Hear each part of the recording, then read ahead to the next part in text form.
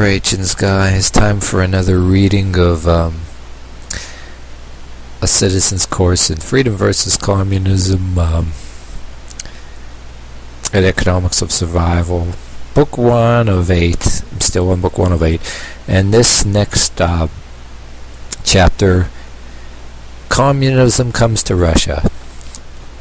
So let's read on in this chapter. It said, Marx and Engels predicted that the revolution would come in the industrialized nations of Western Europe. It came instead of the least industrialized Russia.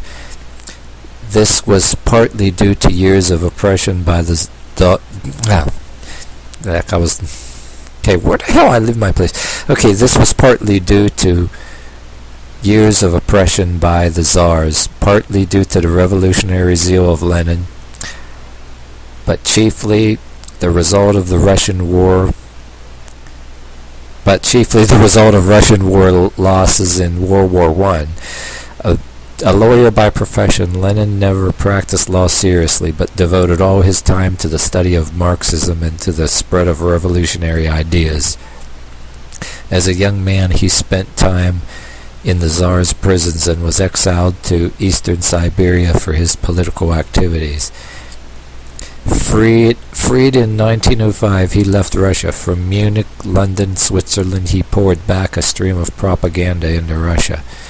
Lenin's big chance came when, after 28 months in World War I, Imperial Russia collapsed. The imperial government was not overthrown, it fell.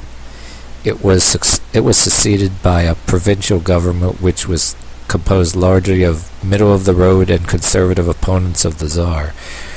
There were really two revolutions in Russia. The first revolution in February 1917 was not a communist revolution. It was a spontaneous and confused uprising of war-weary people. So an uprising of people that were war-weary. War-weary, but they found the energy to have an uprising. Tired of all this war or whatever. When this revolution took place, Lenin was in Switzerland. Another communist leader, Trotsky, was in New York. Stalin was in Siberia, and most of the other communists, then called Bolsheviks, were in jail or exile. The new provincial government granted pardons to political exiles, and Bolsheviks returned to take over the country. The principal opponent of the provincial government was the Petrograd Soviet or Council of Workers and Soldiers deputies, composed largely of workers and soldiers from the factories and military detachments of Petrograd. Lenin set out to build up the power of the Petrograd Soviet and gain control of it. In October 1917, he succeeded in overthrowing the provincial government, which had been endorsed by the great majority of the Russian people in a free election. Neither in Russia nor in any other country has communism taken over, because the majority of the people wanted communism.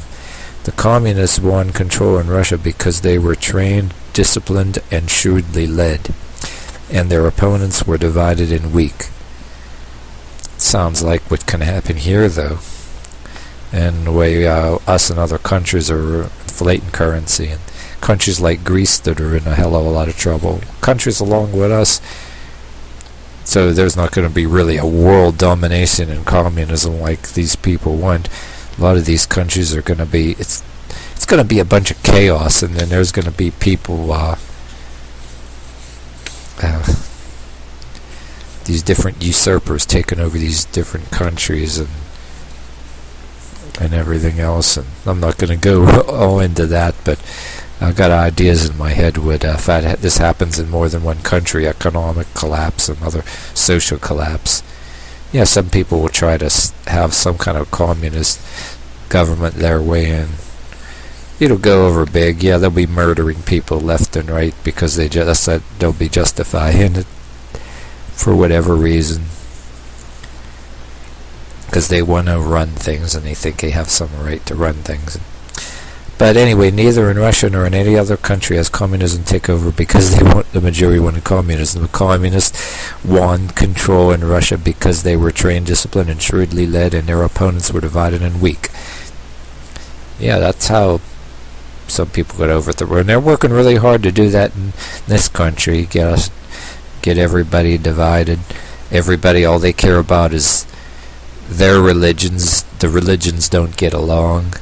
And all the gay rights people, even though a lot of us don't want to go, somebody says, oh, hey, there's a gay person, let's beat him up. Not everybody wants to do that, but you got the gay rights crowd. They don't give a rat's ass about anybody but themselves, and anybody that's not them, they can, their attitude is they can go jump off a cliff or whatever. So, you got all the people that are fighting with each other too, and there's only prejudice in one side according to the people that the special interest groups or whatever too. Not that I'm sticking up for one over the other, but if you take each group separately, they have all kind of splinter groups that fight with each other. So yeah, we're headed there. Like there's the religions, there's so many version of religions and different kind of people going on with different ideas, racial too, and people want to encourage that. But okay, where was I here before I lose my place? The communists used, as they have ever since, the techniques of force, terror, persuasion, and promises. So then, that's about how that is. 7 minutes into this video, I should go ahead and read another chapter, but let's see. Yeah, there's enough time. I should go ahead and you know what, maybe I better keep them in separate videos, because I've been doing each title heading in separate videos. But yeah, the divide and rule method anyway. And I do agree, this country, if it collapses because of the carelessness of every single buddy, everything from politicians giving themselves pay raises every other year, and this country and other countries so massively buried in rating, just like Jim Quinn said, that we can be in deep shit, and so many different people divided, I mean. All the gay rights people care about is their damn selves, and if you're not 100% with them, and if you're just on the fence, and if you say you don't like, or you don't care for the gay thing, but you're not gonna go out of your way to harm them or trash them or beat them up, and you just live your life and you don't care, you don't want to beat them up, but you're not a soldier for their cause, they're more like, in so many words, fuck you, we don't care you. But yet only according to some people, the heterosexual was the only one that could be prejudiced, and then plus also the only white people are prejudiced, too. That's the thing. People were, like I says, I got all kind of friends of different races and different people there. And the good news is some of them are on to that bullshit too, that there's a lot of people out there that want to keep racism going, divide everybody, and all the different versions of Christianity, different religions don't like each other, so many variations of Christianity and different attitudes, some of them like each other and some people don't. And then you get some other group that's a little bit organized, like a communist group that's organized. That can happen, I mean.